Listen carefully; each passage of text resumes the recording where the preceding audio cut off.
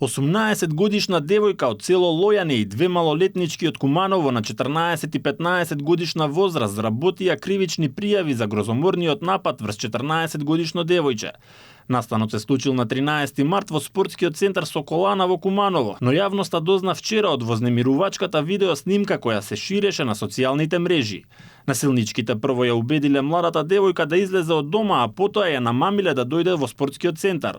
Во една од просториите ја опколиле во ќош и почнале да ја куват за коса и туркаат кон зидот. Додека ја удирале шлаканици и клоци, една од насилничките го снимала тепањето со мобилен телефон.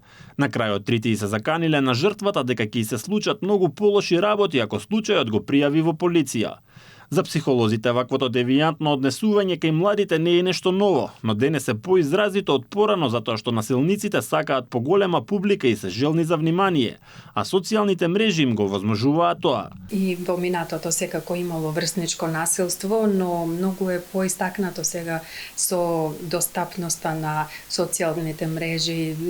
Денеска речиси секој дете има телефон и тоа му е достапно, а за жал го користи на негативен и неконструктивен начин. Сега е веќе се користи таа негативна појава како начин за истакнување пред другите, пред друштвото, да се припаѓа на една група. Психолозите предупредуваат дека загрижувачки е и така нареченото групно насилство, кога присуството на повеќе лица го намалува чувството на лична одговорност, па ретко кој се охрабрува да интервенира. Тоа е можеби дел од психологија на група, каде што едноставно одговорноста се дели на сите што се таму.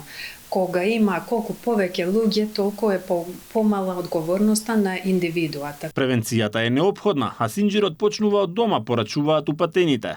Освен со децата, потребно е континуирано да се работи и со родителите. Патијата е нешто што се учи од дома.